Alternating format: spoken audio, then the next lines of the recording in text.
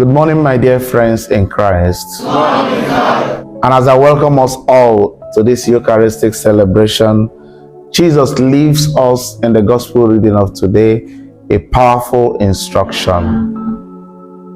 A powerful instruction. Because we belong to a system that if we are not careful, we keep recycling seasons. Not too long ago, I came to the site where we are doing some work in the parish where I'm working, and I saw the welder whom I was supposed to pay the remaining balance to his job, but the condition was that he's supposed to finish that job within that week. And when I got to the site and I saw him, he was not dressed for work. He was dressed like someone who was traveling, but yet he was welding without his welding glasses. And from a distance, I could see the level of effect the light of the welding machine was having on me. Then I could imagine him in that proximity with the light, the level of impact that would be having on him. But he did not consider it so much a problem. And when I cautioned him and said, you need to put on your glasses if you want to work, he just said, Father, it's just this word. It's not going to take me the next 5 minutes. I just want to round off this job because I'm traveling this morning so that they can pay my balance.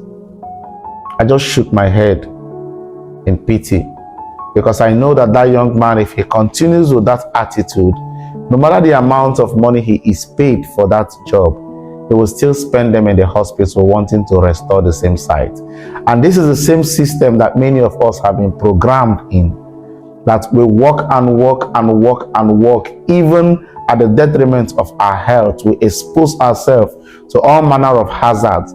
Eventually, when our health begins to deteriorate, we begin to spend the entire money that we were making where we were compromising our health, wanting to restore the same health back.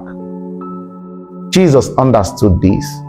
When in the gospel reading of today, when the disciples came back and they were reporting to him all that they had done, he saw that there was need for them to take some time off and rest. And he said to them, you have to come all by yourself. You don't need any distraction. Let no one follow you. Just by yourself. Come to a lonely place and do what? And rest. Jesus understood the importance of rest, because you will not perform optimally if you don't rest. Medically, it is a standard. Psychologically, you need some level of stability in order to perform optimally. Jesus made time for his disciples to rest. This is an instruction that cuts across not just employers, but also employees. Employers, you must, in the calendar of your company system, create time for leave for your workers. Do not use the human person as if you are using a machine. Even machines will damage and wear out. How much more the human person? So many persons are being slaved, all in the name of working for you. But what do? Since they have no choice, they become the sacrificial lamb for your office to grow. And people are exploiting the human person, all in the name of wanting to acquire and make more money and advance the financial status of their company. Create time for your staff, for leisure. Also give them an opportunity to rest. Pay them well so that they don't also use even the time for holidays that they are supposed to use for rest, looking for more money, as we will all say now that one source of income is no longer sufficient. Employees, you must also know that you need to help yourself. Find time to rest. As I'm talking to you, I'm also talking to myself. We must find time to rest. Do not make the mistake of thinking that rest is the same thing with sleep. Though sleep may imply rest, but rest does not necessarily imply sleep. Rest is a function of the mind. Because so many of us, even while we are sleeping, we are not resting. Because though we have shut down for the day, but our mind is still working. You might be sleeping on your bed, but your mind have left you there gone to the shop and opened up your shop and sold goods to somebody and came back to the same house. This is the reason why sometimes you sleep and even wake up more tired, because you're exhausted while your mind was working.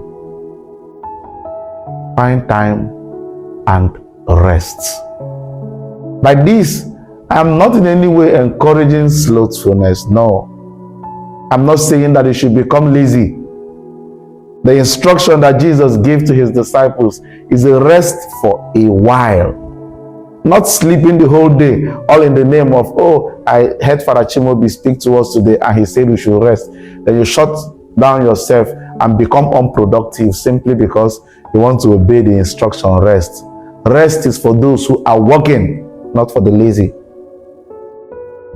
Believe me, there is need for us to create time for rest. People must also be considerate in the level of demand they place on those who are occupying some offices, so that they can allow them also to rest. Something happened not too long ago in my parish.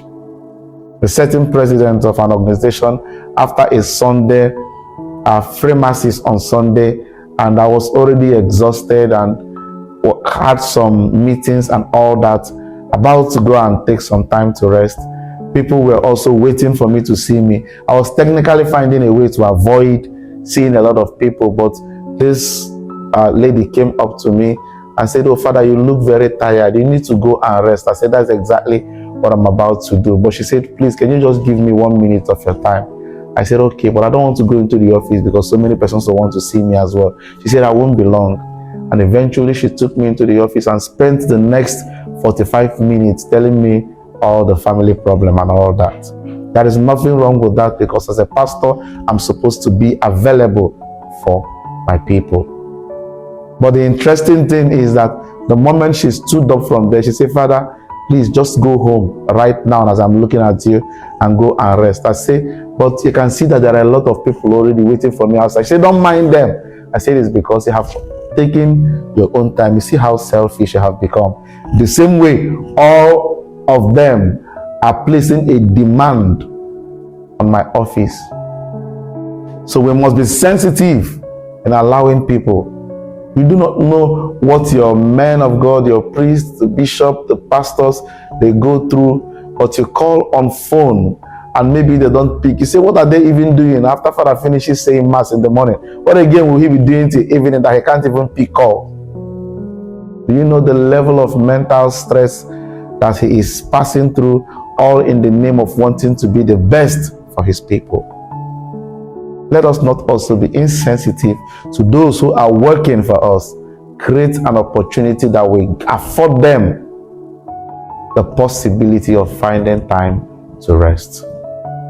If there is one thing that I would like you to go home today, is to understand that you're not a machine. For you to perform optimally and give the best of output, find time and rest. Rest does not mean laziness. It is a necessity. Jesus recommended it for his disciples today, and you and I also should learn from Jesus. Find time and rest. God bless you and have a beautiful day ahead.